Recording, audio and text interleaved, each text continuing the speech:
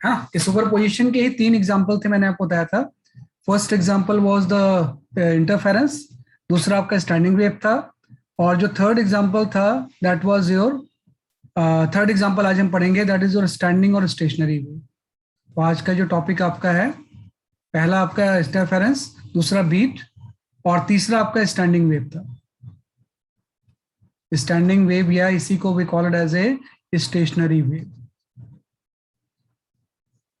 है ना। अब तक जो हम वेव पढ़ रहे थे ना, that was known as a progressive और ट्रैवलिंग वेव। कि अब तक जो भी हम वेव पढ़ रहे थे, वी स्टडी द प्रोग्रेसिव और ट्रैवलिंग वेव। ट्रैवलिंग वेव, है ना, ऐसी वेव जिसमें कि एनर्जी का ट्रांसफर होता है। प्रोग्रेसिव और ट्रैवलिंग वेव में क्या होता है, एनर्जी ट्रांसफर टेक्स प्लेस, है ना। ये ट्रेवल करती है, और जब ट्रेवल करती है तो इसमें एनर्जी का ट्रांसफर भी होता है ना। तो ये आप पढ़ रहे थे प्रोग्रेसिव या ट्रैवलिंग वेव, उसका इक्वेशन आप इस फॉर्म में लिख रहे थे कि y equal to a sine k x minus omega t या k x plus omega T होगा, है ना। पहली बार हम एक अलग तरह की वेव पढ़ रहे हैं जो कि सुपर पोजिशन से प्रोड्यूस होती है, that is known as a standing wave, है ना। स्टैंडिंग वेव में एक्चुअली कोई एनर्जी का ट्रांसफर नहीं होता है ना। कि स्टैंडिंग वेव में सिंपल सा हम बोलते हैं no transfer of energy takes place.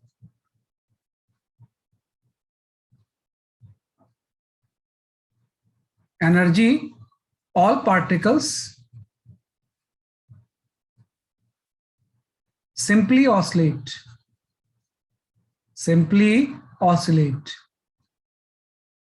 है ना, with different amplitude, with variable amplitude। ये आपकी स्टैंडिंग वेव होती है ना। कि भाई इसमें कोई ट्रांसफर ऑफ एनर्जी नहीं होता है, सारे पार्टिकल सिंपली ऑसिलेट करेंगे विथ वेरिएबल एम्पलीट्यूड। कि वेरिएबल एम्पलीट्यूड से पार्टिकल्स क्या करते हैं, ऑसिलेट करते हैं। तो इसको हम क्या बोलते हैं, सिंपली आपकी स्टैंडिंग वेव। तो आज आपको इसके बारे में पढ़ना है, जिसमें कि कोई चीज ट्रेवल नहीं कर रही है, एक जगह पे सारे पार्टिकल सिंपल ऑसिलेट कर रहे हैं। अब एक चीज आता है कि स्टैंडिंग वेव प्रोड्यूस कैसे होती है, कि भाई किस केस में स्टैंडिंग वेव बेसिकली आपकी प्रोड्यूस होगी। तो हम यहाँ पे लिख देंगे कि स्टैंडिंग वेव आर प्रोड्यूस्ड, है ना, due to superposition of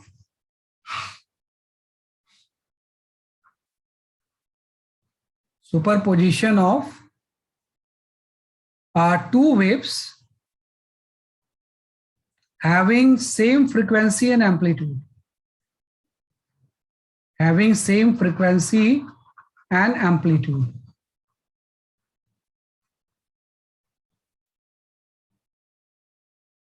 amplitude, but moving in opposite direction,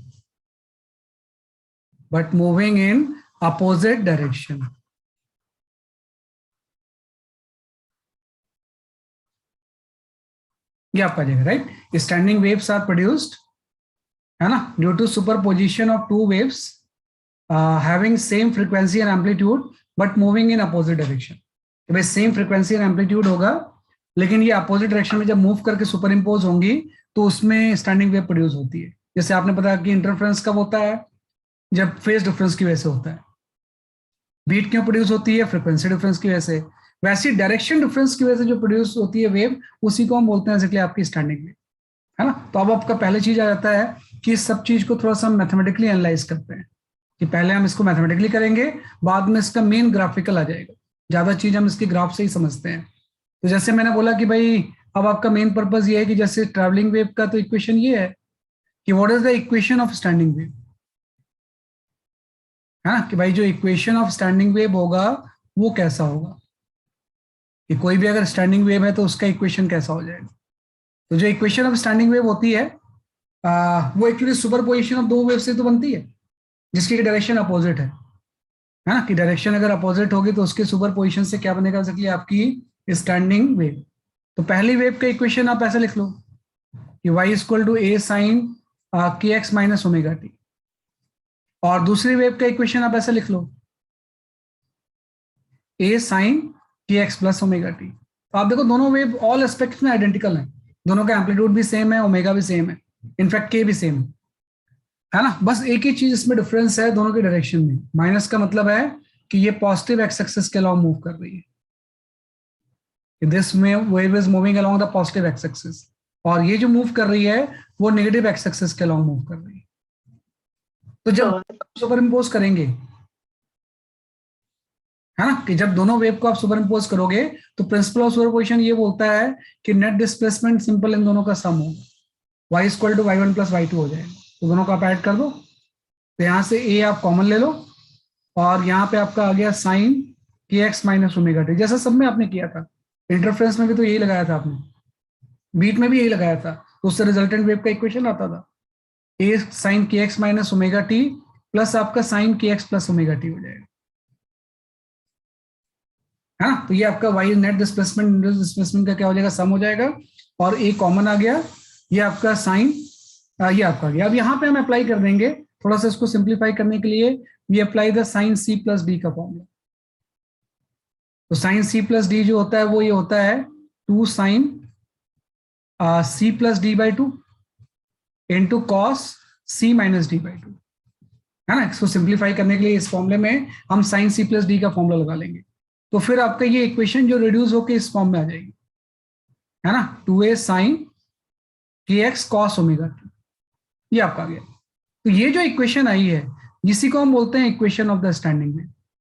यहाँ पे इस टर्म को अगर मैं सी ले लूँ, इसको डी ले लूँ, तो साइन सी प्लस डी का फॉर्मूला अप्लाई करके आपका ये आ गया। तो ये जो इक्वेशन होता है this is the equation of standing wave,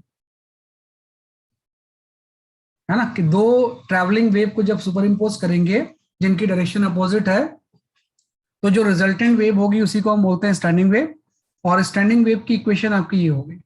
तो इसमें जो ये पहला वाला टर्म है, ये वाला, है ना, इसी को हम बोलते हैं amplitude,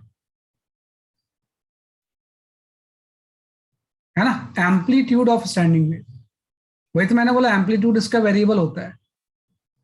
amplitude of the standing wave capital A जो होगा ना, वो आपका 2a साइन के एक्स हो जाएगा, है ना। तो आपने बोला कि भाई स्टैंडिंग वेव में क्या होता है, पार्टिकल सिर्फ ऑसिलेट करते हैं विथ वेरिएबल एम्पलीट्यूड। तो आप देखो कि अगर ये वाला टर्म में अगर a ले लूं जो कि एम्पलीट्यूड है, तो इक्वेशन सिंपल ये हो जाएगी ना, y equal to a cos omega t, जो कि इक्वेशन ऑफ एसएचएम होती है, हाँ। तो ये इक्वेशन ऑफ एसएचएम में तो है y equal to a cos omega t, मतलब स्टैंडिंग वेव में किसी, है ना, कि जब भी हम स्टैंडिंग वेव की बात करेंगे तो स्टैंडिंग वेव में कभी कोई चीज ट्रेवल नहीं करती है ना, बल्कि एक ही पॉइंट पे सिंपल एसएचएम होता है ना, कि सिंपल पार्टिकल्स क्या करते हैं, डिफरेंट पार्टिकल इस तरह से ऑसिलेट करेंगे। लेकिन वही चीज है कि इसमें और एसएचएम में फर्क ये है कि एसएचएम में तो सिंगल पार्टिकल ऑसिलेट करता है, इसमें क्या होगा, मल्टीपल पार्टिकल ऐसे ऑसिलेट करेंगे एक जगह पे।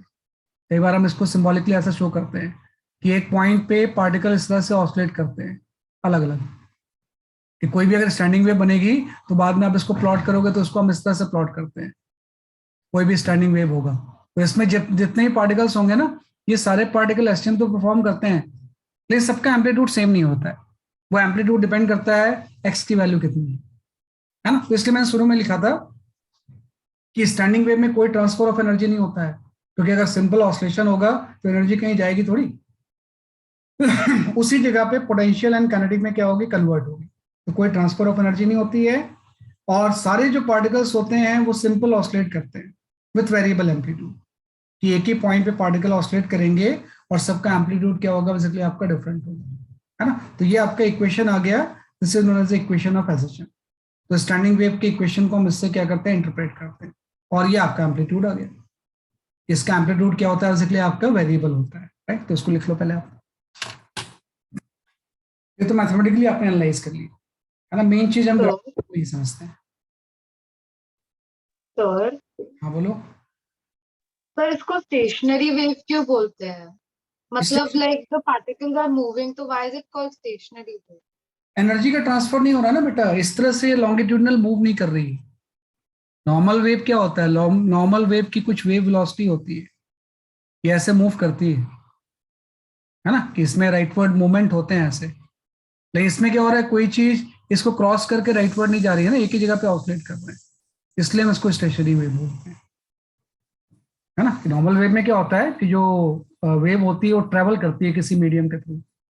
इसमें मीडियम में कोई ट्रैवलिंग नहीं हो रही है, एक ही जगह पे पार्टिकल सिर्फ ऑसिलेट कर रहे हैं, सिंपल वाइब्रेशंस हो रहे हैं, इसलिए स्टेशनरी वेव। और भी अच्छे से आप समझोगे जब आप ग्राफ पढ़ो तो आपको पता चल जाएगा why we call it as stationary wave. Okay, sir. Thank you. या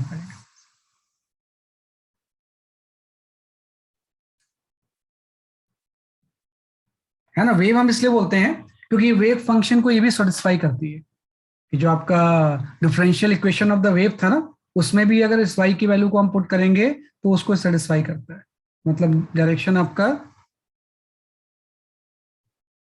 if the direction are opposite then the magnitude is, क्या है बेटा, मैं डोंट अंडरस्टैंड।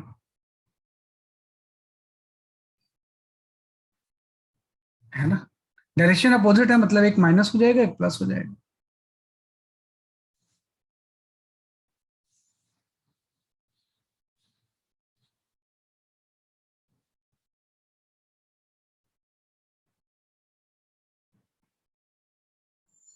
ये आपका गया।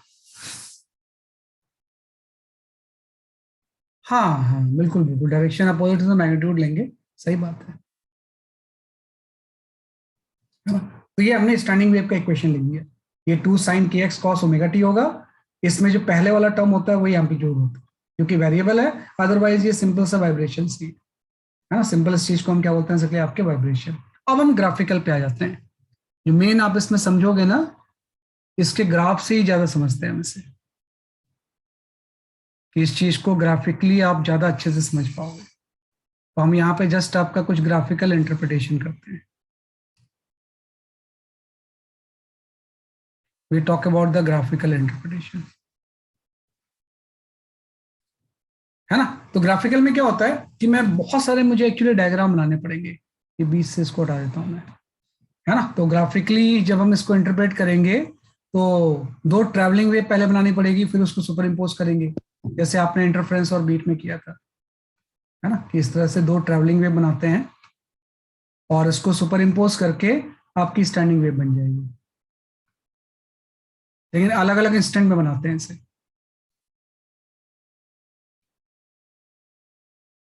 ये आपका है ना, इसी से स्टैंडिंग वेव का मेन स्ट्रक्चर आपको समझ में आएगा।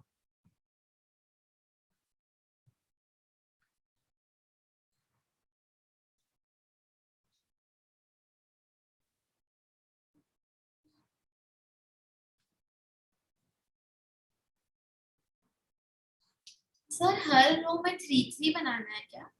हाँ, हर रो में 3 3 बनाना है, 3 नहीं 4 बनाना है इनफैक्ट। हाँ, ये पता होना चाहिए, आपकी कॉपी इतनी वाइड नहीं होगी, लेकिन 4 बनाना पड़ेगा तभी आप इसको समझ पाओगे। 2 पेज में बना लो, क्योंकि यही तो मेन चीज है जो एक ही बुक में दिया हुआ है, रेस्निक हेलिडे वॉकर में। उसके अलावा किसी बुक में इसके बारे में इतने अच्छे से नहीं दिया हुआ है, स्टैंडिंग वेव कैसे प्रोड्यूस होती है ना, ग्राफिकली, है ना। बाकी तो थ्योरेटिकली सारी चीज दी हुई है, ग्राफिकली नहीं दिया हुआ है। तो जस्ट मैंने बोला कि भाई किसी भी वेव का मैं यहाँ पे 2 ट्रैवलिंग वेव ले लेता हूँ मैं, जिसको सुपर इम्पोज करेंगे। एक ट्रैवलिंग वेव जो आपने बोला y1 इक्वल टू हो जाएगा a sine k x minus omega t, और दूसरी ट्रैवलिंग वेव जो होगी वो y2 equal to a sine k x plus omega t हो जाएगी, है ना। तो ये मैं y1 का ग्राफ बना रहा हूँ, y1 वर्सेस x का, कब, एट t इक्वल टू 0, है ना, कि t इक्वल टू 0 y1 का ग्राफ जो होगा वो जस्ट t0 पुट कर देंगे तो साइन कर्व भी तो आ जाएगा। ये कर्व आपका साइन कर्व आ गया ऐसे, बस 3 ही लूप बनाओ, और इसका एम्पलीट्यूड a है। जब t इक्वल 0 यहाँ पुट करेंगे तो y2 का ग्राफ भी एकदम आइडेंटिकल होगा, y2 वर्सेस x, है ना। तो y2 का ग्राफ भी सिमिलर एकदम आइडेंटिकल हो जाएगा, क्योंकि दोनों का एम्पलीट्यूड एंड फ्रिक्वेंसी सेम है। डायरेक्शन तो अगर t इक्वल 0 पुट कर दें तो डायरेक्शन वाला टर्म तो आएगा ही नहीं ना। हाँ, बस फर्क ये है कि आपको जानना है कि ये तो आपने फोटोग्राफ लिया है किस इंस्टेंट पे, लेकिन एक्चुअल में तो ये चीज ट्रेवल कर रही है, कि एक वेव आपकी राइटवर्ड जा रही है, दूसरी वेव v से लेफ्टवर्ड जा रही है ना। तो जब ट्रेवल कर रही है तो हम पीछे से कंटिन्यूस भी होगी ऐसे, इसलिए हम डॉटर बना लेते हैं। वे पीछे से ये इस तरह से आ रही होगी और ये इस तरह से लेफ्टवर्ड आगे जा रही होगी, है ना। इसका ज्यादा यूज होता है, इसका तो कम यूज होगा। अब मैं जब दोनों को सुपर इम्पोज करूंगा तो आप देखो क्रेस्ट एंड क्रेस्ट मिल रहा है ना, तो इसका इंटरफ्रेंस कैसा हो जाएगा, कंस्ट्रक्टिव, तो जो रिजल्टेंट वेव बनेगी ये स्टैंडिंग वेव है लास्ट वाली, ये दोनों तो ऊपर वाली दोनों ट्रैवलिंग वेव है, लास्ट वाली जो हम प्लॉट करेंगे यही सिर्फ स्टैंडिंग वेव है जो कि इसके सुपरपोजिशन से बनेगी। तो जब जैसे सुपरपोजिशन करूंगा तो क्रेस्ट एंड क्रेस्ट मिल जाएगा, जब क्रेस्ट एंड क्रेस्ट मिलेगा तो ये आपकी वेव जो होगी वो आपकी इस तरह से हो जाएगी, है ना? और इसका जो एम्पलीट्यूड हो जाएगा वो आपका 2a हो जाएगा,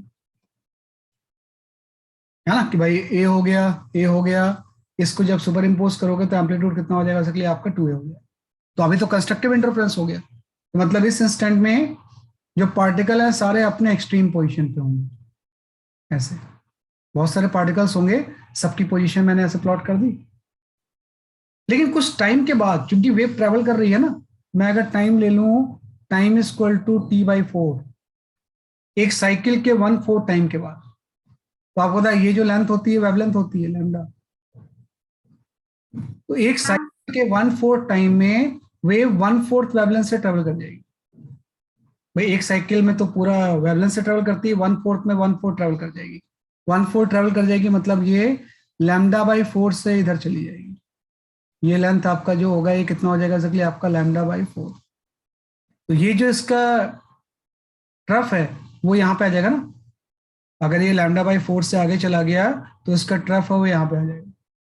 तो सेम y1 का अगर मैं कुछ टाइम के बाद फोटोग्राफ लूं x के साथ, तो वो ग्राफ आपका ऐसा हो जाएगा कि λ/4 से ट्रेवल करके ये पॉइंट यहाँ आ जाएगा। तो अब ये जो ग्राफ होगा वो आपका इस तरह से हो जाएगा, कुछ आगे ट्रेवल कर जाइए लाइक दैट,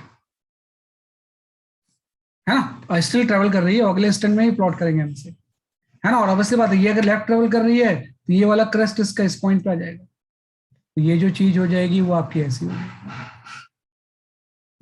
है ना? तो आपको पता है ये -a हो गया और ये +a हो गया, ये y1 और y2 का जब सुपर इम्पोज करेंगे तो अब डिस्ट्रक्टिव इंटरफेरेंस हो जाएगा, क्योंकि इसके क्रेस्ट से इसका ट्रफ मिल रहा है और दोनों का एम्पलीट्यूड सेम है, तो a-a जो एम्पलीट्यूड होगा वो 0 हो जाएगा, तो मतलब सिंपल स्ट्रेट लाइन आ जाएगी ऐसा नेट एम्पलीट्यूड 0 हो जाएगा।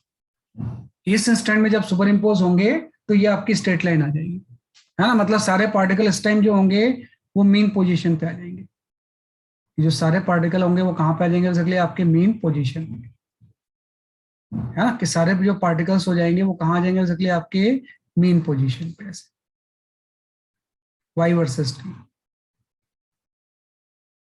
है ना? कि सारे पार्टिकल मीन पोजीशन पे इस तरह से आ जाएंगे जितने भी पार्टिकल्स इसमें होंगे, है ना? और इसी ग्राफ को अगर मैं प्लॉट करूं, ये y1 वर्सेस t ग्राफ जो था, इसी ग्राफ को अगर मैं प्लॉट करूं जब टाइम की वैल्यू कैपिटल T/2 होगी,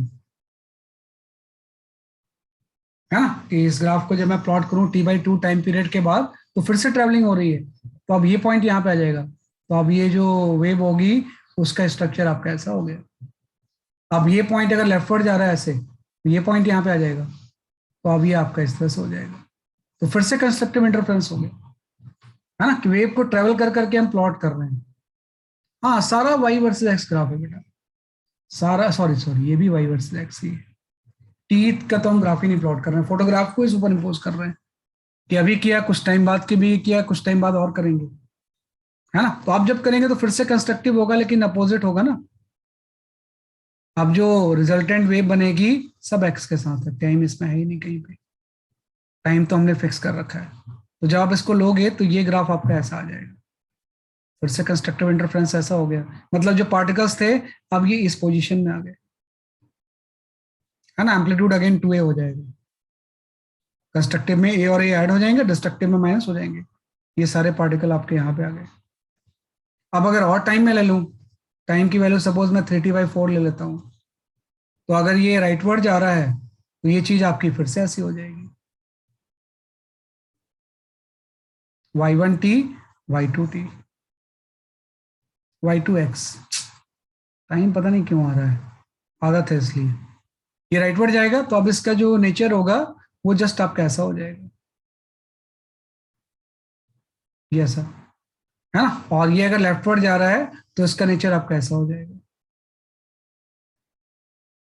दोनों को आप सुपर इम्पोज कर दो, तो सुपर इम्पोज करोगे तो फिर से स्ट्रेट लाइन आ गया, फिर से डिस्ट्रक्टिव इंटरफेरेंस हो गया।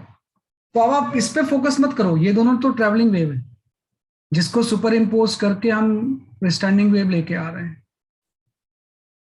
ट्रैवलिंग वेव है, ये तो मूव कर रही है। लेकिन जब दोनों को सुपर इम्पोज कर रहे हैं तो देखो मूवमेंट कुछ हो ही नहीं रहा है। ये सारे पार्टिकल पहले एक्सट्रीम थे, कुछ टाइम के बाद सारे मीन पोजीशन पे आ जाएंगे, मतलब ये पार्टिकल सारे नीचे जा रहे होंगे ऐसे, है ना। मतलब यहां से पार्टिकल जब नीचे जाएंगे सारे इस तरह से जितने भी होंगे, तो कुछ टाइम बाद ये मीन पोजीशन को क्रॉस करेंगे मैक्सिमम स्पीड से, उसके बाद ये सारे पार्टिकल जो होंगे वो नीचे चले जाएंगे, है ना। उसके बाद अगेन क्या हो गया, अगेन ये पार्टिकल फिर से आपके ऊपर जाने लगेंगे, है ना। कि जैसे ये पार्टिकल नीचे जा रहे थे तो इक्विवेलेंटली इस साइकिल के पार्टिकल क्या होंगे, ऊपर जा रहे होंगे। जब यहाँ पे क्रॉस करेंगे तो मीन पोजीशन में ऊपर की तरफ क्रॉस करेंगे। बाकी सब में होगा, लेकिन मैं सिर्फ एक ही साइकिल का बना रहा हूँ। उसके बाद ये सारे पार्टिकल आपके यहाँ पहुंच गए, है ना। और उसके बाद ये पार्टिकल जो होंगे फिर नीचे जाएंगे। तो आप देखो किसी भी एक सेगमेंट की बात करो तो इसमें क्या हो रहा है, ये सारे पार्टिकल जो होंगे सबसे पहले मीन पोजीशन पे आ गए, मीन से फिर नीचे आ गए, फिर वापस मीन पोजीशन पे आ गए, फिर से ऊपर चले जाएंगे। तो ये पार्टिकल सिंपल ऑसिलेट ही तो कर रहे हैं, इसमें कोई चीज राइटवर्ड मूव कहाँ कर रही है, एक ही जगह पे सारे पार्टिकल क्या कर रहे हैं, वाइब्रेट कर रहे हैं, है ना। तो यही स्टैंडिंग वेव होती है। स्टैंडिंग वेव में कोई भी चीज मूव नहीं करती है, बल्कि एक ही जगह पे पार्टिकल क्या करते हैं, इस तरह से ऑसिलेट करते हैं, एक वाइब्रेशन क्रिएट हो जाता है। इसमें क्या क्रिएट हो जाएगा, बेसिकली आपका एक वाइब्रेशन। लेकिन आप थोड़ा सा कुछ पॉइंट पे ध्यान दो, जैसे ये जो पॉइंट्स हैं ये वाले, है ना। अब देखो ये पॉइंट तो कभी मूव किए ही नहीं ना, ये तो जहां पहले थे अभी भी वहीं वहीं पे है वो तो, ये सारे पॉइंट्स, इसका तो कोई मूवमेंट हुआ ही नहीं ना, ये वाले पॉइंट्स, है ना। तो मतलब ये जो पॉइंट्स होते हैं इसी को हम बोलते हैं नोड्स। ये ऐसा आ गया, है ना, यहीं पे शो कर रहा हूँ, हर जगह पे होंगे। तो यहाँ पे एक एंड पॉइंट्स आ गया, उसको हम बोलते हैं बेसिकली आपके नोड्स। हाँ, फर्स्ट टू कॉलम जो है वो आपकी जो है वो है वेव आपकी ट्रैवलिंग, और उसके सुपर पोजिशन से जो लास्ट कॉलम बन रहा है वो स्टैंडिंग है, उसमें सिर्फ वाइब्रेशन हो रहा है। तो जो ये आपका एन है, this is known as a nodes.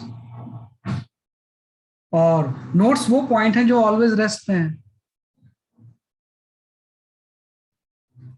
Always at rest. कि किसी भी स्टैंडिंग वेव में नोड्स वो पॉइंट होते हैं जो कि हमेशा क्या रहेंगे, बेसिकली आपके स्टेशनरी, कि वो मूव नहीं करेंगे, है ना। कि नोड्स ये पॉइंट है, एक पॉइंट यहाँ पे है, एक पॉइंट यहाँ पे है, हर जगह पे नोड्स जो होंगे वो रेस्ट पे होंगे, है ना। तो नोड्स वो पॉइंट है जो कि रेस्ट पे रहते हैं, इसलिए तो हम बोलते हैं कोई चीज ट्रांसफर नहीं हो रही, क्योंकि नोड तो रेस्ट पे है ना, उसके क्रॉस को एनर्जी जा ही नहीं पाएगी। और दो नोड के बीच में क्या होगा, बिटवीन टू नोड्स सारे पार्टिकल ऑसिलेट करेंगे। तो नोड्स जो हमेशा रेस्ट पे होंगे, and all particles between two nodes,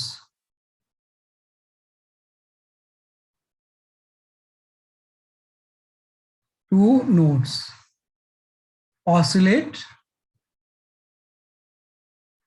with variable amplitude,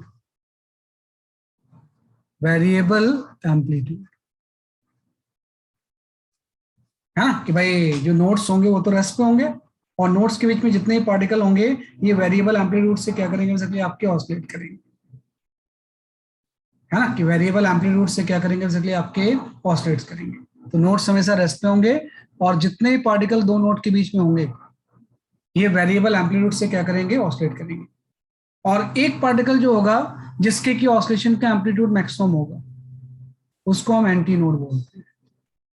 तो यहाँ पे मैं लिख रहा हूँ, इसे एक ही जगह पे लिख रहा हूँ ताकि आपको समझने में थोड़ी सी आसानी हो। तो यहाँ पे एक चीज आ गया आपका एंटी नोड, है ना। यहाँ पे आपकी एक चीज आ गई एंटी नोड, है ना। एन से हम शो करते हैं इसे, anti node particle of maximum amplitude, maximum amplitude. है ना, कि मैक्सिमम एम्पलीट्यूड वाला जो पार्टिकल होगा उसी को हम क्या बोलते हैं, एम्पलीट्यूड, क्योंकि 2a से तो एक ही पार्टिकल कर रहा है ना, ये वाला जो था, ये 2a पे था, फिर 0 पे आएगा यहाँ पे, फिर -2a पे जाएगा, फिर से 0 पे आएगा, है ना, फिर से +2a पे चला जाएगा, तो वो 2a से कर रहा है, बाकी 2a तक कहाँ पहुंच पा रहे हैं, ये तो 20 से ही वापस आ जा रहा है, ये और कम एम्पलीट्यूड है। तो सबके ऑसिलेशन का एम्पलीट्यूड अलग अलग होता है, तो जिसका एम्पलीट्यूड मैक्सिमम होगा उसको हम सर क्या, एंटीट्यूड। बोलो बेटा, कुछ पूछ रहे हो, सर बोलो। फर्स्ट ग्राफ में आपने वो ए का दिखाया है और उसके वो मार्क किया है, वो एन है, ए है या N4 है? नहीं, वो एक्चुअली वो मिक्स हो गया है फर्स्ट ग्राफ में, ये एम्पलीट्यूड है बेटा, और ये डिस्टेंस λ/4 है। सो आपने उसको λ/2 ने कुछ एन करके मार्क किया है, ए के ऊपर ही एम्पलीट्यूड के साइन लिखे उसके ऊपर, वो क्या है सर? नहीं, ये λ/4 है बेटा, ये जो पूरी चीज है ना, ये λ/4 है ओके सर, थैंक यू। भाई, 1/4 साइकिल का होगा ना ये भाई, ये जो डिस्टेंस होगी पूरी साइकिल की 1/4 हो जाएगी, ये जो चीज है ये λ/4 है ना, कि लैम्डा को हम 4 से डिवाइड करेंगे भाई, पूरी लेंथ लैम्डा होती है, तो 1/4 लेंथ λ/4 होगी, मैं वो इसलिए मैंने बोला है कि जब टाइम 1/4 लोगे तो डिस्टेंस जो ट्रेवल करेगा वो λ/4 इधर चला जाएगा, तो ये जो वाला पॉइंट है ये यहाँ पे आ जाएगा, तो इसको मैंने प्लॉट कर दिया, फिर λ/4 और आगे चला गया, ये यहाँ पे आ गया, फिर λ/4 और आगे चला गया, तो उस तरह से मूव करते जाएंगे। तो यहाँ पे नोड और एंटी नोड आपने डिफाइन कर लिया कि किसी भी स्टैंडिंग वेव में नोड वो पॉइंट होंगे जो कि हमेशा रेस्ट पे रहेंगे, और उसके बीच में सारे पार्टिकल ऑसिलेट करते हैं, और जिसके ऑसिलेशन का एम्पलीट्यूड मैक्सिमम होगा उसी को हम क्या बोलते हैं, सके आपका एंटीट्यूड, है ना। अब यहाँ पे आ गया कि what is the separation between the two nodes.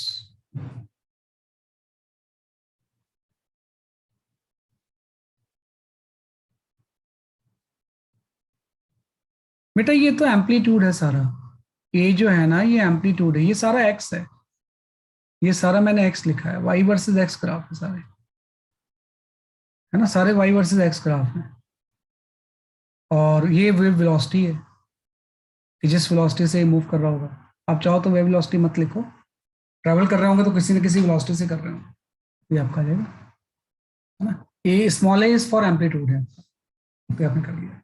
अब यहां से सबसे इंपॉर्टेंट चीज जो आती है जिसके लिए हम ये पूरी चीज पढ़ रहे हैं, एक तो कंसेप्चुअली समझने के लिए कि भाई ये इक्वेशन आ गई, इससे आपको कुछ पता थोड़ी चला, है ना, कि इस इक्वेशन से क्या पता चला, कुछ भी नहीं, भाई आपने जो मैथमेटिकली ये चीज ले ली इससे ज्यादा कुछ समझ में थोड़ी आया, है ना, मेन तो समझ में तब आएगा जब इसी चीज का हम ग्राफ बनाएंगे, तो ये जो इक्वेशन है इसको रिप्रेजेंट करने वाला ग्राफ ये है जो नीचे है, इस तरह से चीजें होनी होंगी, है ना, कि इसी को हम स्टैंडिंग वेव बोलते हैं। तो अगर हम आपसे बोलें कि what is the separation between the two node, दो नोड के बीच में सेपरेशन क्या हो जाएगा, λ/2। λ/2, भाई यही तो दो नोड है, ये हाफ साइकिल ही तो है, तो दो नोड के बीच में सेपरेशन λ/2 होता है ना, और एक नोड और एंटी नोड के बीच में सेपरेशन क्या हो जाएगा, एक आपका नोड है दूसरा एंटी नोड है, इसके बीच का λ/4। λ/4 हो जाएगा। ये बड़ा इंपॉर्टेंट चीज है कि भाई इस पूरे ग्राफ से ये पता चला कि नोड्स होंगे उसके बीच का सेपरेशन λ/2 होगा, और एक नोड और एंटी नोड के बीच में λ/4 हो जाएगा, फर्दर इसी को आप यूज करोगे जाने, है ना, तो हम कर सकते हैं, तो इसको लिख लो थोड़ा सा पहले।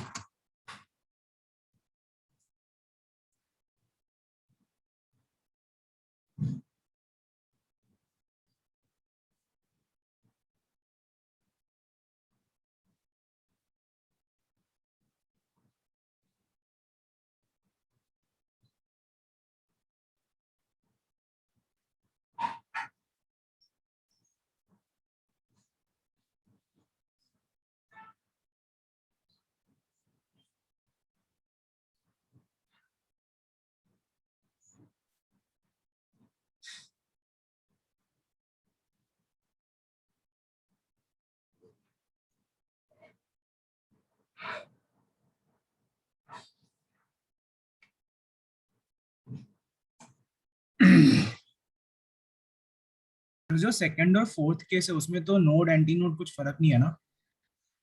बेटा नोड्स एंटी नोड सेकंड और फोर्थ में फर्क इसलिए फर्क है ना, जैसे हम किसी भी पार्टिकल, ये सेम पार्टिकल ही तो है, जो यहाँ पे था वही यहाँ पे आ गया, किसी टाइम के बाद वही यहाँ पे पहुंच गया और वही यहाँ पे आ गया। वो एंटी नोड वाला पार्टिकल ऑसिलेट ही तो कर रहा होगा, वो एक जगह पे थोड़ी होगा, तो उसका एम्पलीट्यूड ऑसिलेशन का 2a हो जाएगा। लेकिन जो n था वो तो कहीं हर में एक ही जगह पे है ना, वो मूव किए नहीं कहीं, तो सब में सब एक ही चीज है बन रही है, जो अलग अलग टाइम इंस्टेंट पे पॉइंट तो सेम ही है ना। जैसे इसी पॉइंट को अभी देखे तो यहाँ था, कुछ टाइम बाद यहाँ पहुंच जाएगा, ये कुछ टाइम के बाद नीचे पहुंच जाएगा, कुछ टाइम बाद फिर से यहाँ पहुंच जाएगा और फिर ऊपर भी चला जाएगा। तो ये पार्टिकल ऑसिलेट कर रहा है 2a से, लेकिन नोड हमेशा एक ही जगह पे है, कभी भी उसको देख लें, है ना। तो एक ही चीज पॉइंट्स के अलग अलग इंस्टेंट पे हम बना रहे हैं। क्या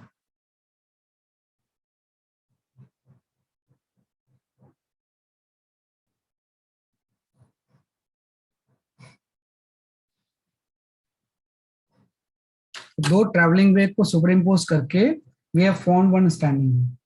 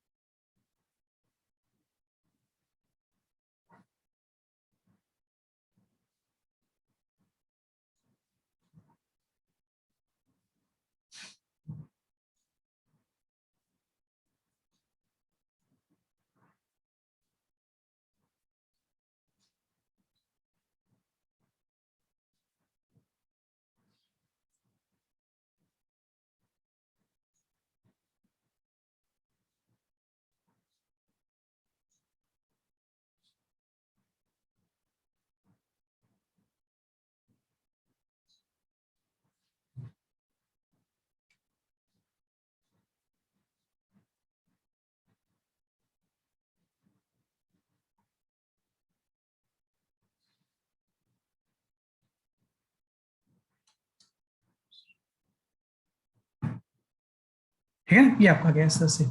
अब जैसे वही मैंने बोला वेरिएबल एम्पलीट्यूड, तो किसी का भी एम्पलीट्यूड निकाल सकते हैं। जैसे आपने बोला नोड तो कहीं जाएगा ही नहीं, एंटी नोड का जो पॉइंट होगा उसका एम्पलीट्यूड तो 2a होगा, बाकी पॉइंट का भी एम्पलीट्यूड हम कैलकुलेट कर सकते हैं। अब इसके लिए हम मैथमेटिकल आ जाएंगे ऐसे, है ना, कि मैथमेटिकली अगर हम एम्पलीट्यूड निकालना चाहें तो हम इस तरह से कैलकुलेट कर सकते हैं कि मैथमेटिकली हम एम्पलीट्यूड क्या कर सकते हैं, बेसिकली आपका कैलकुलेट, है ना। जैसे कोई भी मैं एक ही फेस बना लेता हूँ कि बहुत ज्यादा बनाने का फायदा नहीं होता है इस तरह से। तो ये आपका किसी वेव का आपने डायग्राम बना लिया,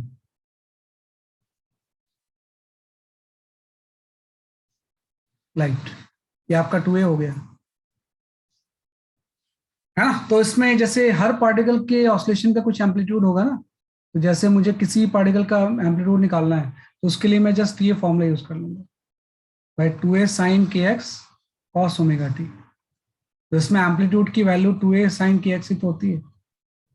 तो अगर मुझे कोई पार्टिकल मैंने यहाँ पे आइडेंटिफाई किया और ये डिस्टेंस मुझे पता है कि ये डिस्टेंस सपोज आपकी λ/8 है, तो λ/8 पे जो पार्टिकल होगा उसका एम्पलीट्यूड कितना होगा मुझे वो निकालना है, तो मैं इससे निकाल लूंगा। तो 2a sin k की जगह पे आप पुट कर दोगे 2π/λ और x की जगह पे आप पुट कर दोगे λ/8, तो उसका एम्पलीट्यूड जो होगा वो √2a हो जाएगा। तो मतलब ये वाला पार्टिकल जो λ/8 पे होगा वो ऑसिलेट ऊपर नीचे कर रहा होगा √2a से, है ना। यहाँ पे आपने x की जो वैल्यू पुट की है वो आपकी λ/8 पुट कर दी है। मैं भी x की वैल्यू अगर λ/4 पुट कर दूं तो λ/4 पुट करूंगा तो वो तो एंटी नोड ही आ जाएगा ना। वैसे मुझे पता है कि एंटी नोड पे 2a ही आना चाहिए, ये वाला पॉइंट, लेकिन फिर भी अगर मैं इस फॉर्मूले से ड्राइव करना चाहूँ तो मैं लिख सकता हूँ 2a sin kx, k की जगह पे 2π/λ आ गया और लैम्डा की जगह पे λ/4 आ गया, मतलब एम्पलीट्यूड की वैल्यू 2a आ गई। तो किसी भी पॉइंट की अगर मुझे x पता है तो वो किस एम्पलीट्यूड से ऑसिलेट करेगा वो हम कैलकुलेट कर सकते हैं। है ना, by the using this formula. हाँ वही चीज है, वही चीज है। बस एसएचएम और उसमें फर्क क्या है कि एसएचएम में एक ही पार्टिकल एक कांस्टेंट एम्पलीट्यूड से करता था। इसमें क्या होगा, नोड के बीच में, दो नोड के बीच में जितने पार्टिकल होंगे सारे एक साथ ऊपर नीचे जाएंगे ऐसे, और सबका एम्पलीट्यूड अलग अलग होगा, तो सिर्फ वाइब्रेशन होगा इसमें, सिर्फ क्या होगा बेसिकली आपका वाइब्रेशन होगा। तो हम कर सकते हैं। तो ये जस्ट हमने थोड़ा सा स्टैंडिंग वेव को ग्राफिकली समझा।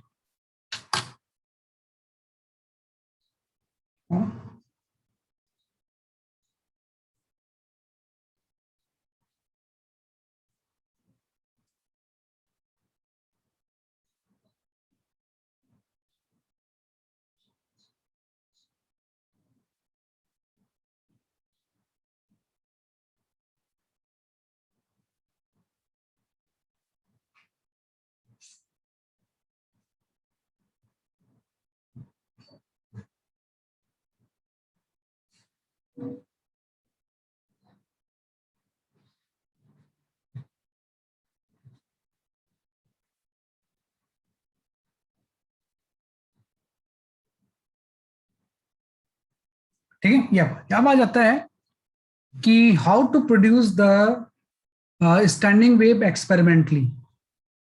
स्टैंडिंग वेव को हम एक्सपेरिमेंटली कैसे प्रोड्यूस करते हैं, तो हम यहाँ बात करते हैं standing wave on string.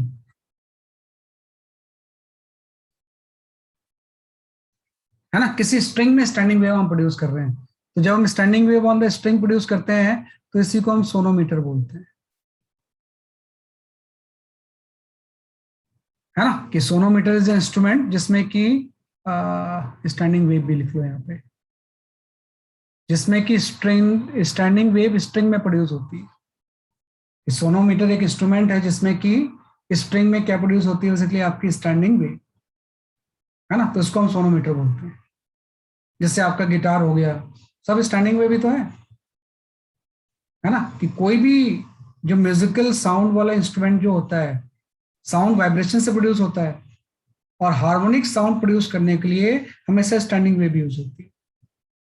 Harmonic sound produce करने के लिए, म्यूजिकल साउंड प्रोड्यूस करने के लिए हमेशा स्टैंडिंग वेव की जरूरत पड़ती है आपको। तो standing wave on the string produce करना है तो सबसे जो सिंपलेस्ट मेथड है वो आपका ये है कि दो फिक्स पॉइंट के बीच में आप एक स्ट्रिंग लगा लो ऐसे, ऐसे, है ना, और यहां पे आप वाइब्रेशन जनरेट करो, ये वेव राइटवर्ड जाएगी। कंटिन्यूअसली हम जनरेट करते जाते हैं, तो जब रिफ्लेक्ट होगी तो वापस भी तो आएगी, है ना, और कंटिन्यूअसली राइटवर्ड भी वेव जा रही है और रिफ्लेक्ट होकर वापस भी आ रही है। तो दो अलग अलग डायरेक्शन की वेव जब सुपर इम्पोज होगी तो इससे क्या प्रोड्यूस हो जाएगा, स्टैंडिंग वेव। है ना, कि आपने यहाँ पे वाइब्रेशन क्रिएट किया, ये इस पॉइंट से रिफ्लेक्ट होकर वापस भी आएगा। तो जब दोनों अलग डायरेक्शन की चीजें सुपर इम्पोज होंगी तो यहाँ पे स्टैंडिंग वेव जनरेट हो जाएगी। तो यहाँ पे एक बहुत इंपॉर्टेंट हम लाइन करते हैं, standing wave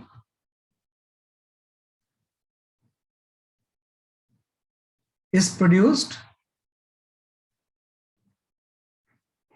due to superposition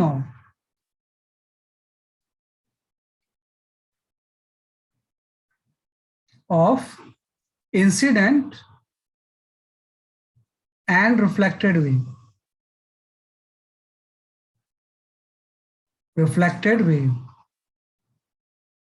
If its wavelength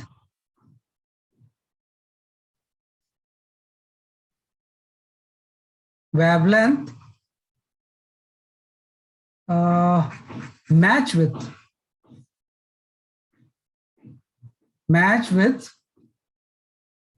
length of string.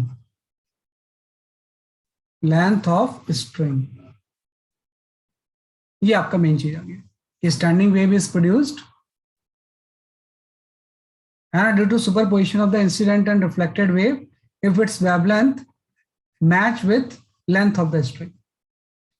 है ना, कि भाई इसमें स्टैंडिंग वेव प्रोड्यूस होगी, लेकिन वो तभी प्रोड्यूस होती है जब ये इसकी जो वेवलेंथ प्रोड्यूस है वेव की, ये स्ट्रिंग की लेंथ से कुछ मैचिंग हो जाए उसका, जैसे वेवलेंथ स्ट्रिंग के लेंथ के 2 टाइम्स हो जाए, हाफ हो जाए, लाइक दैट।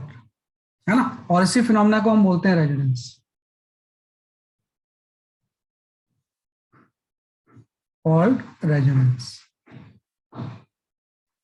मतलब जब भी आपकी स्टैंडिंग वेव किसी स्ट्रिंग में क्रिएट होगी तो रेजोनेंस की पोजीशन में ही होती है। तो ये लाइन जरूर से आप रख लेना, है ना। अब ये मैच का मतलब क्या होता है मैं समझाता हूँ। वही वेवलेंथ जो है लेंस से मैच कैसे करेंगे।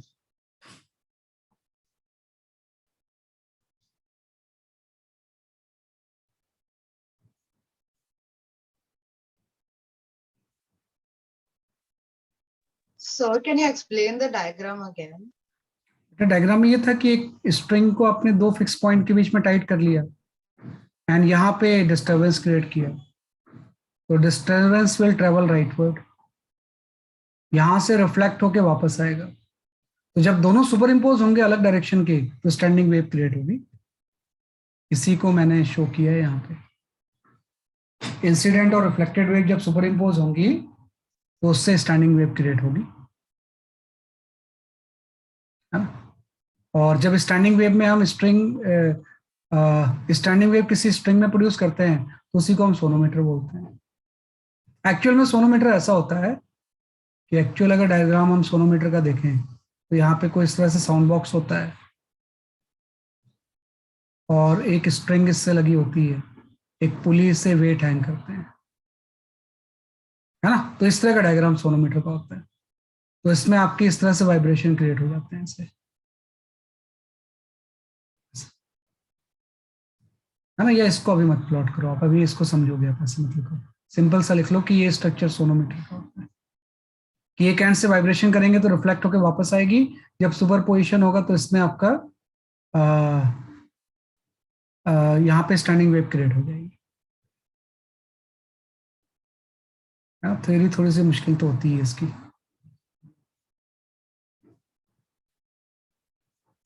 हाँ मतलब इससे एक्सपेरिमेंटल डिवाइस है जिसमें हम स्टैंडिंग वेव में को प्रोड्यूस कर सकते हैं।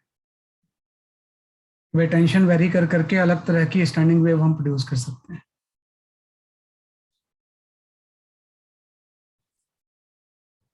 कॉस वैल्यू 1 ने लिया बेटा, इसका एम्पलीट्यूड जो होता है वो तो यही होता है। कॉस ओमेगा तो है जिससे वो ऑसिलेट कर रहा है, वो तो टाइम से रिलेशन हो जाएगा। एम्पलीट्यूड का से क्या मतलब है, फर्स्ट पार्ट को मैंने ले लिया, उसी को तो एम्पलीट्यूड बोलते हैं।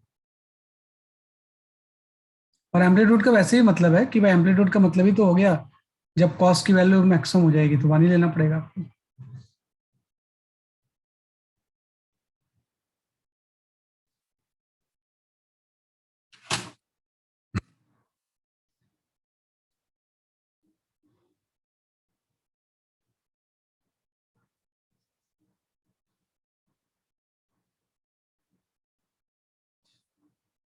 ठीक है ना, ये आपका गया इस तरह से।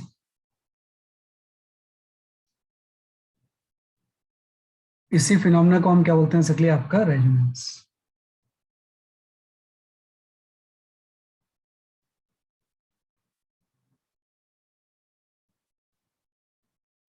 ठीक है ना। अब हम आ जाते हैं कि भाई कैसे स्टैंडिंग वेव कितने वैरायटी के प्रोड्यूस हो सकती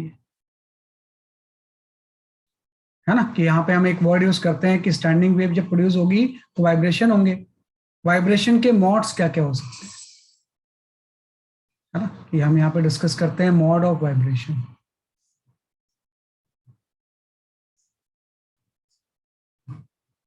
मोड्स ऑफ वाइब्रेशन,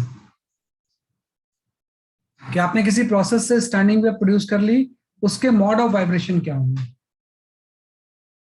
है ना। भाई कितने वैरायटी की प्रोड्यूस हो सकती है। तो सबसे सिंपल हम सोचें ऐसा ना कि जो इसमें स्टैंडिंग वेव जनरेट होगी सिंपलेस्ट फॉर्म में, कि ये किसी एल लेंथ की स्ट्रिंग है, इसमें स्टैंडिंग वेव जो प्रोड्यूस होगी वैसी प्रोड्यूस हो जाएगी लाइक दैट। भाई दोनों एंड इसके फिक्स हैं और बीच में जो पार्टिकल होंगे इस तरह से ऑसिलेट करेंगे, है ना। भाई किसी स्ट्रिंग में जो मोड ऑफ वाइब्रेशन होगा, सबसे फंडामेंटल तो ये हो सकता है ना, ये आपका नॉर्मल हो गया, ये नोड हो गया, बीच में एक एंटी नोड आ गया। तो इस तरह का जब होता है तो इसको हम बोलते हैं fundamental mode, fundamental mode of vibration, ये आपका फंडामेंटल मोड ऑफ वाइब्रेशन हो गया। ये सबसे सिंपलेस्ट है, या कई बार इसको हम बोलते हैं फर्स्ट हार्मोनिक।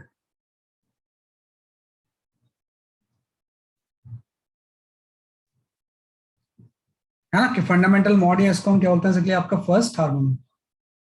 लेकिन आपको पता है कि बीच में एक नोड और भी तो बन सकता है, कि बीच में क्या होगा बेसिकली आपका एक आपका मोड यहाँ पे और भी बन सकता है। तो जो सेकंड चीज होगी वो आपकी इस तरह से हो जाएगी।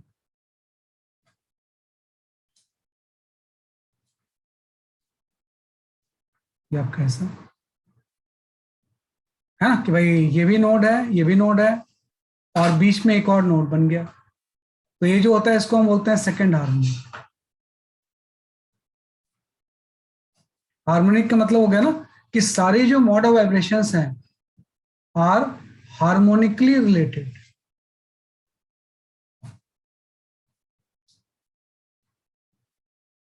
है ना, कि भाई किसी भी तरह के वाइब्रेशन से म्यूजिक क्रिएट नहीं होगा ना, ऐसे वाइब्रेशन से क्रिएट होगा जो कि mode of vibration harmonically related हो, तो रिलेशन होना चाहिए इसमें। तो फंडामेंटल आ गया, इसको हम सेकंड हार्मोनिक बोलते हैं। ऐसे ही बीच में एक नोड और रह सकता है, डबल लूप आ गया ऐसे, है ना, तो ये आपका थर्ड हार्मोनिक आ जाएगा।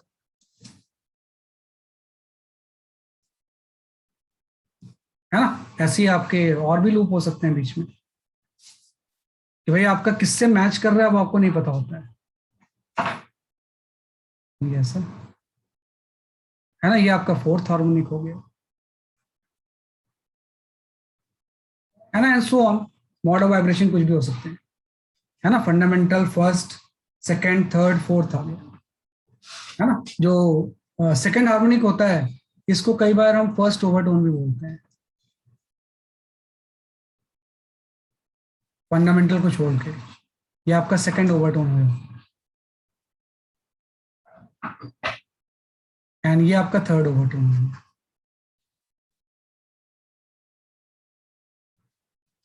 है ना, कि फंडामेंटल आ गया, फिर फर्स्ट सेकंड थर्ड ओवरटोन आ गया। अब यहां से आ गया कि लेंथ और वेवलेंथ में क्या रिलेशन है। अब देखो ये पूरा लेंथ एल है, तो फंडामेंटल में जो लेंथ की वैल्यू होगी वो लैम्डा बाई टू हो जाएगी ना। होप यू अंडरस्टैंड क्यों लैम्डा बाई टू होगी लेंथ की वैल्यू।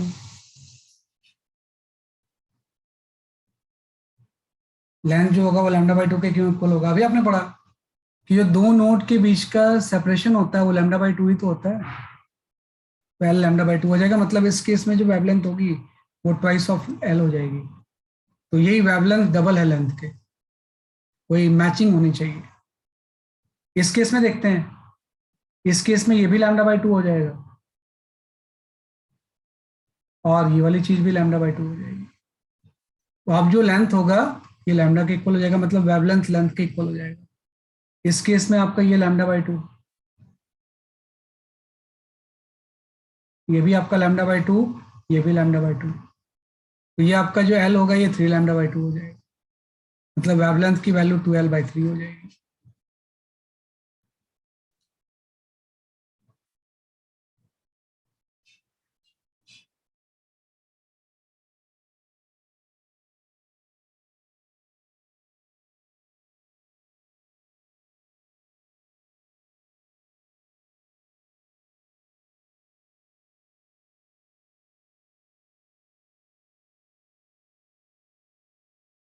सर वो ब्रैकेट में क्या लिखा है फर्स्ट के बाद?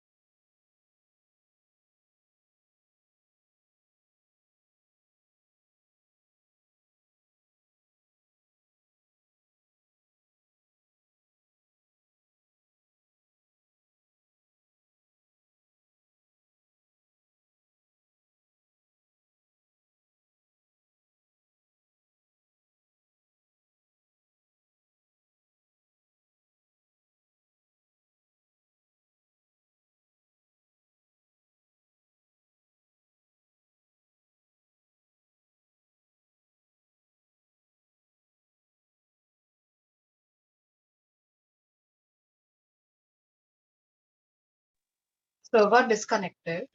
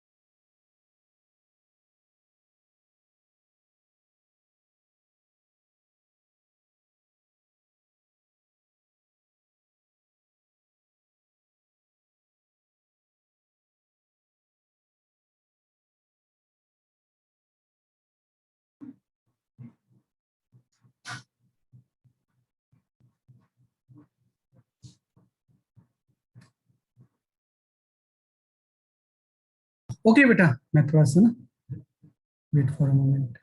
कहाँ पढ़ रहे थे हम लोग? ओ यार, वो सब बोर्ड वोर्ड कहाँ गया मेरा?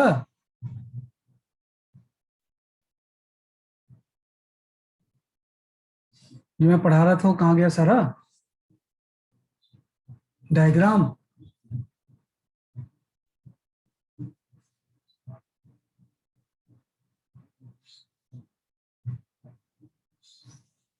पढ़ा दिया? आप सुन पा रहे हो आप लोग मुझे? Yes sir. वो डायग्राम कहाँ गए सारे मेरे? सर वो जूम के व्हाइट बोर्ड पे शायद वो सेव नहीं होता, डिस्कनेक्ट हो जाता। अच्छा, डिस्कनेक्ट हो गया था क्या? सर हाँ सर। आप उस पे हाँ बना सर, आप दिया डिस्कनेक्ट हो गए थे। सर हाँ? आप वन नोट बना दिया कीजिए तो वो सेव भी रहेंगे और आप हम लोग को पीडीएफ भी भेज सकते हैं फिर। वो नहीं, पीडीएफ तो यार यहाँ से भी हो जाता है। सर क्योंकि अभी तो सारा डिलीट हो गया जो भी आपने बनाया है।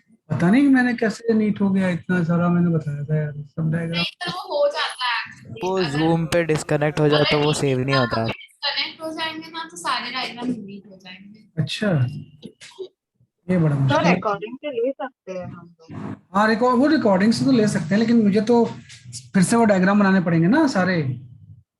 समझा उसी से तो रहा था मैं कि भाई सर मेरे पास है ना, नॉर्मल मोड ऑफ वाइब्रेशन। वो लास्ट पेज का बना दो, उसके पहले का रहने दो। सर मेरे पास है, मैं फोटो भेजूं?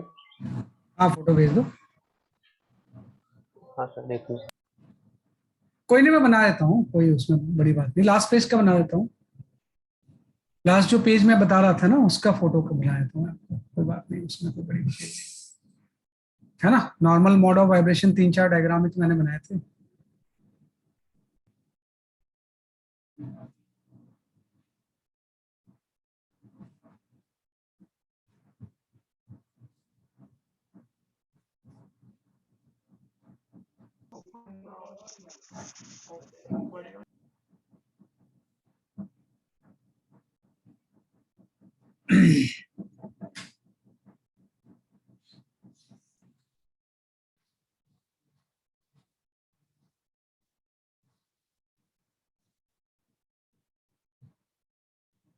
ठीक है, ये आपका फर्स्ट फंडामेंटल मॉड था। इसको हम बोलते थे फंडामेंटल मॉड, है ना। फंडामेंटल मॉड में जो λ/2 था वो L के इक्वल था, वैल्यू 2L आ गई थी। सेकंड आपका आ गया,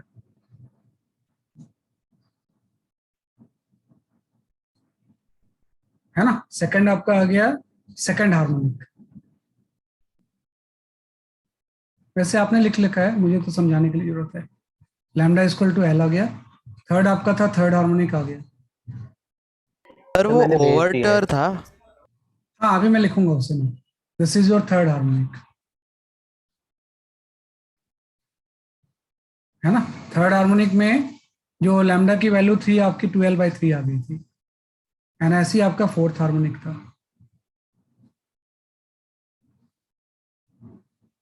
है ना। कि यहाँ पे बेसिकली आपका था फोर्थ हार्मोनिक।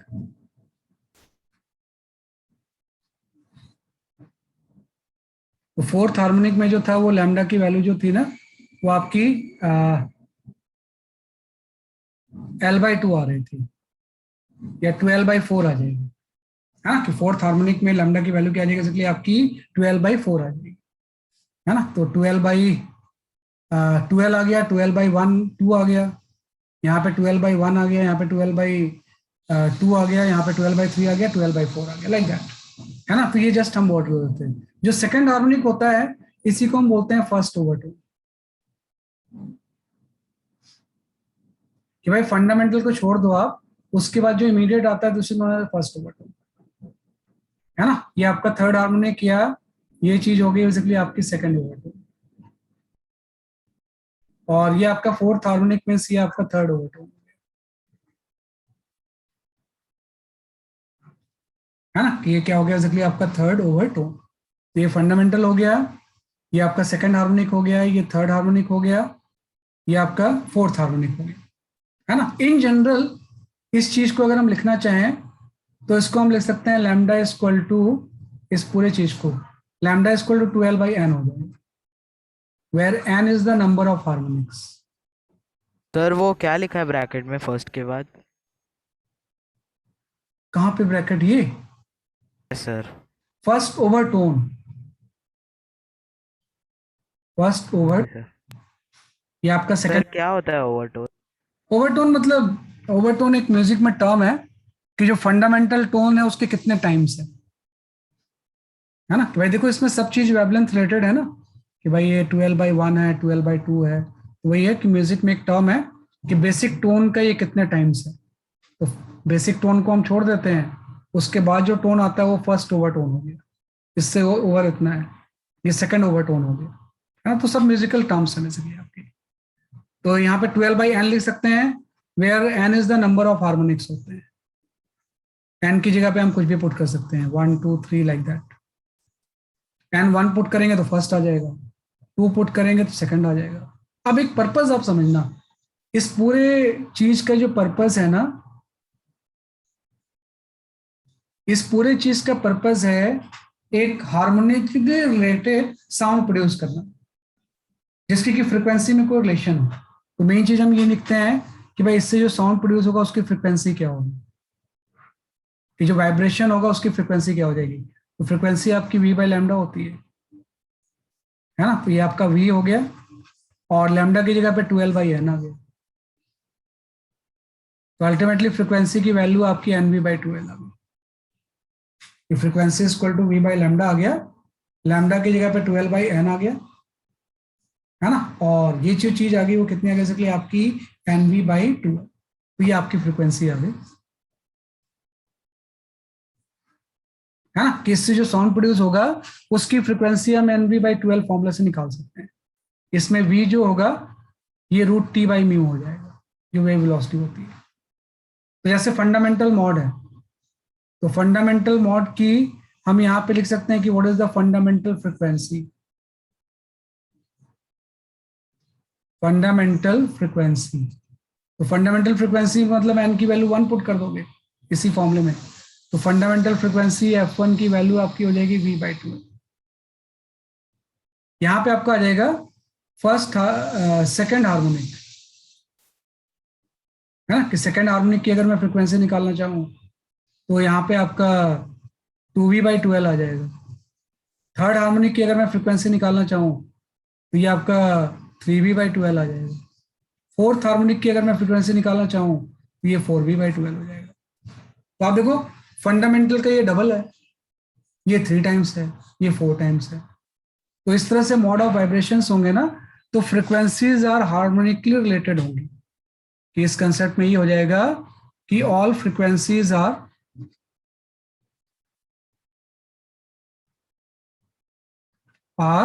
Harmonically related.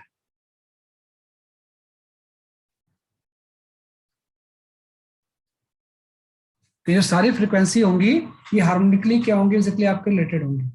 ये फंडामेंटल का ये 2 टाइम्स हो जाएगा, ये फंडामेंटल का 3 टाइम्स हो जाएगा, ये फंडामेंटल का क्या हो जाएगा बेसिकली आपका 4 टाइम्स हो जाएगा, एंड सो ऑन। ये जो सारी फ्रिक्वेंसी होंगी ये हार्मोनिकली क्या होंगे बेसिकली आपके रिलेटेड होंगे, है ना। ये आपका जाएगा इस तरह से, है ना। तो इसी के ऊपर क्वेश्चन आपसे आते हैं। तो मेन फॉर्मूला जो है इसके न्यूमेरिकल सॉल्व करने का यही है, तो यहाँ कर सकते हैं। म्यूजिक जब प्रोड्यूस होगा तो कैसे प्रोड्यूस होगा, कोई हार्मोनिक रिलेशन होगा तभी तो म्यूजिक प्रोड्यूस होगा। तो सोनोमीटर से या स्टैंडिंग वेव से हार्मोनिकली रिलेटेड साउंड प्रोड्यूस होता है। अदरवाइज तो जब हम बात करते हैं तो कोई रिलेशन नहीं होता, तो नॉइज होती है। तो नॉइज में फ्रिक्वेंसीज में कोई रिलेशन नहीं होता है ना। लेकिन इसमें क्या होता है, फ्रिक्वेंसीज के बीच में क्या होगा, रिलेशन होगा। तो हम कर सकते हैं ऐसे, क्या आ जाएगा ऐसे।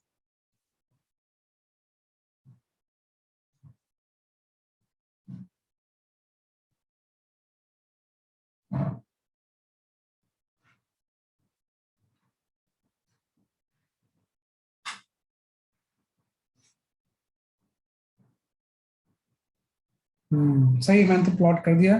Thanks for sharing. सही है।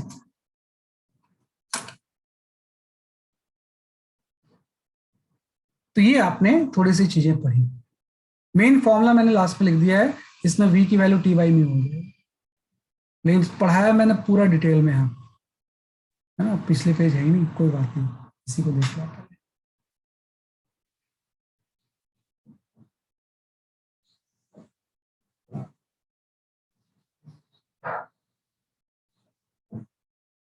ठीक है, क्या है तो आई शेयर फ्यू न्यूमेरिकल्स, एक दो न्यूमेरिकल कर लेते हैं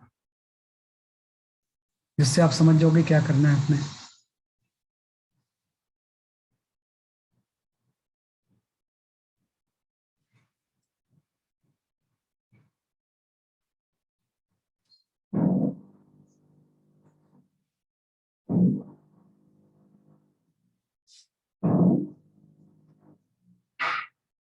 वो अभी समझ जाओगे जब आप क्वेश्चन करोगे ना। तो लैम्डा की वैल्यू जैसे जरूरत नहीं है आपको, लैम्डा की वैल्यू की वैसे जरूरत नहीं है आपको। लैम्डा की वैल्यू की क्या जरूरत है आपको, तो फ्रिक्वेंसी जब निकालना है तो we don't require lambda,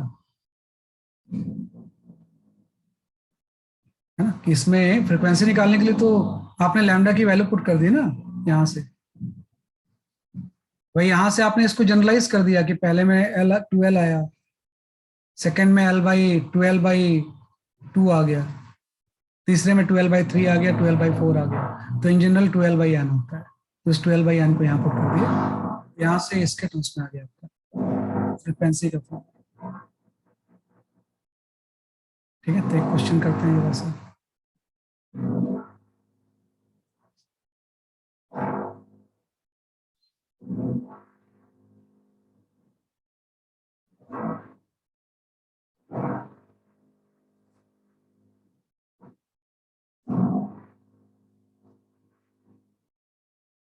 Okay, we can go for this question.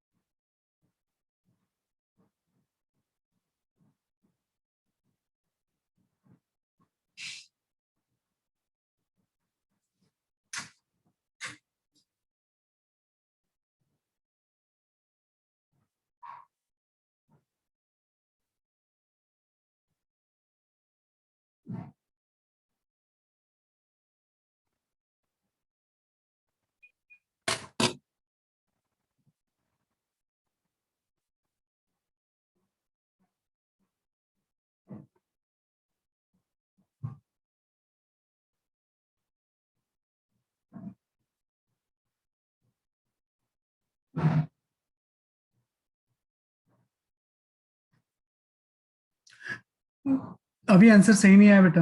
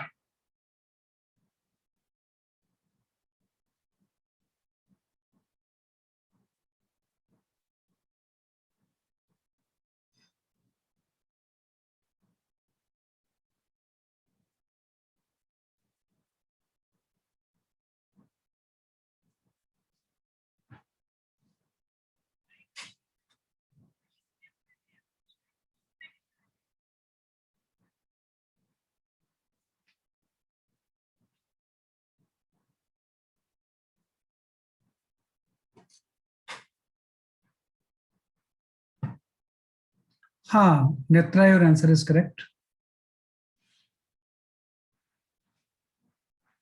Others, your answer is correct.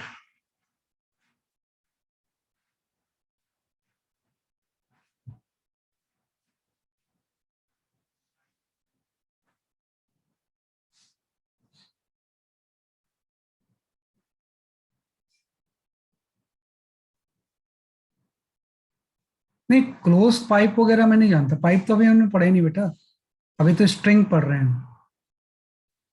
Divesh, your answer is correct. अभी तो ऑर्गन पाइप तो हम नेक्स्ट क्लास में पढ़ेंगे. आज तो हमने ऑर्गन पाइप पढ़ा ही नहीं अभी. ये तो जस्ट हम वेव ऑन स्ट्रिंग पढ़ रहे हैं, सोनोमीटर.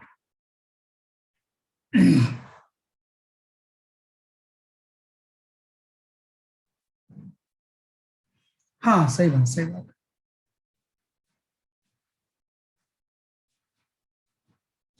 देखो, फाइनल फॉर्मूले में जो एफ था वो था n/12 and under root of t/μ था.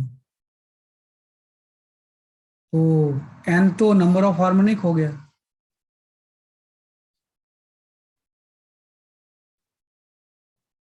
l लेंथ हो गया, है ना. t जो इसमें हो गया वो क्या हो गया, बेसिकली आपका टेंशन हो गया. एंड म्यू जो होता वो मास पर यूनिट लेंथ था. म्यू मास पर यूनिट लेंथ था. इसी को यूज करना है आपने, है ना. इसी को आपने यूज करना है, बस यूज कर लो. इसने फंडामेंटल बोला हुआ है. देखो, फंडामेंटल का मतलब होता है सबसे पहला वाला. एन की वैल्यू 1 पुट कर लेंगे तो फ्रीक्वेंसी का फॉर्मूला आ जाएगा 1/12 अंडर रूट ऑफ t/μ. इसने बोला radius is doubled, tension become half, तो फंडामेंटल फ्रीक्वेंसी कितनी हो जाएगी, न्यू. तो पहले तो इसको रेडियस और उसके टर्म्स में लाना पड़ेगा ना. F equal to 1/12. म्यू की जगह पे आपको पता है हम लिख सकते हैं डेंसिटी इंटू एरिया, πr². ये कई बार हम यूज कर चुके हैं. म्यू की जगह पे हम क्या लिख सकते हैं, बेसिकली आपकी डेंसिटी इंटू एरिया. तो पहले फ्रीक्वेंसी आपकी ये थी, हाँ, कि पहले जब ये सारे टर्म थे तो ये फ्रीक्वेंसी एन के इक्वल थी. अब फ्रीक्वेंसी आपकी एफ डैश हो जाती है. तो इसमें आपने क्या किया, लेंथ को तो सेम ही रखा, टेंशन को आपने हाफ कर दिया, एंड मटेरियल सेम है तो रो सेम रहेगा, रेडियस आपने डबल कर दिया.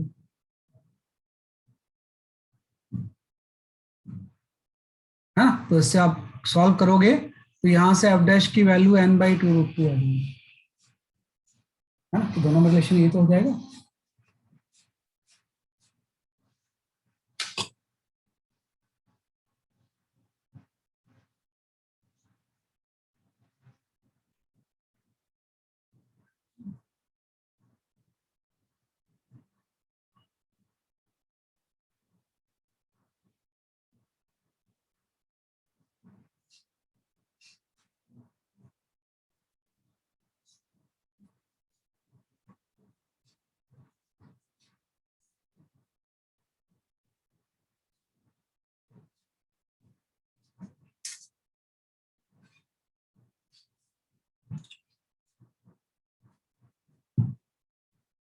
है ना. तो डी ऑप्शन आ जाएगा, डी फॉर दिल्ली,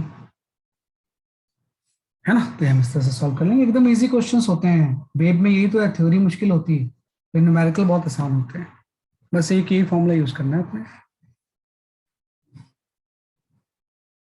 इसी फॉर्मूले में चेंज करते जाना आपने. ठीक है, तो ये आपने कर लिया. नेक्स्ट एक और क्वेश्चन ले लेते हैं.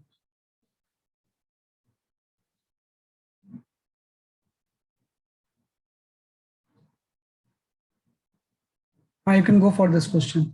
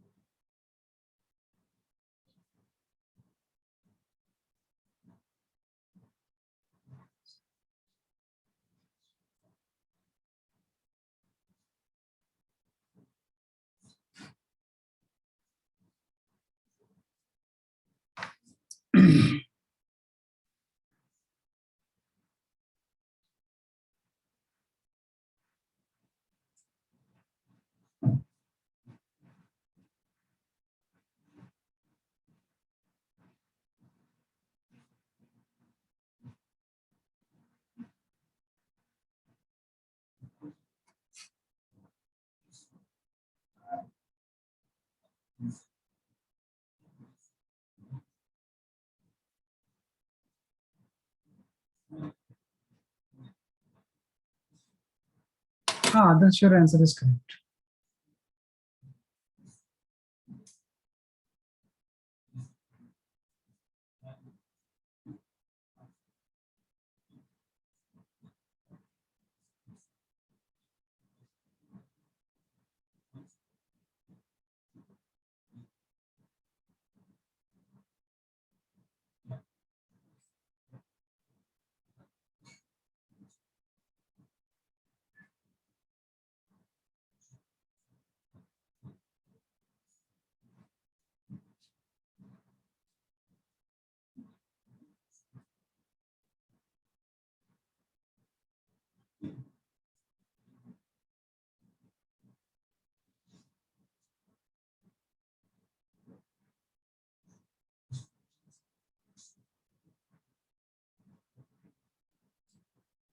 हाँ देवेशी, सही है आपका आंसर.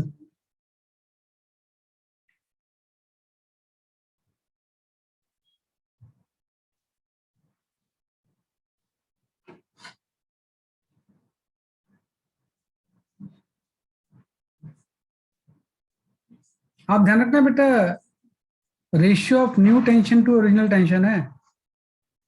T2/T1 आपको निकालना है ना? तो उसके अकॉर्डिंग थोड़ा सा मिस्टेक हो सकती है आपसे. हाँ, आप सही है पिनल, आपका आंसर.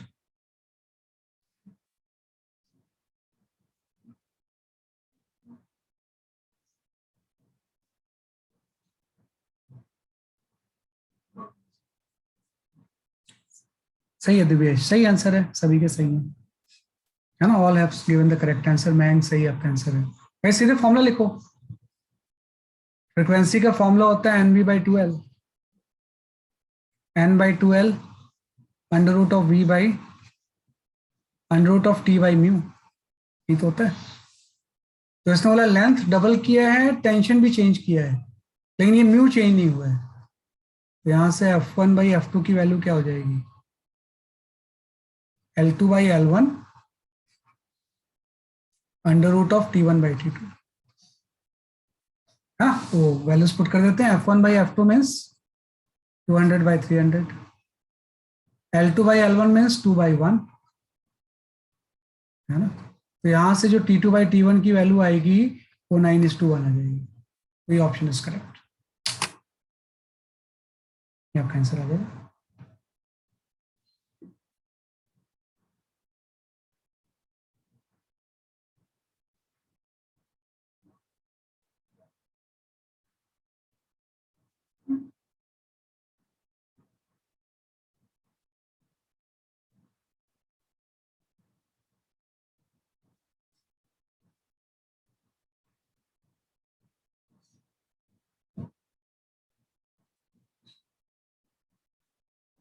ठीक है ना?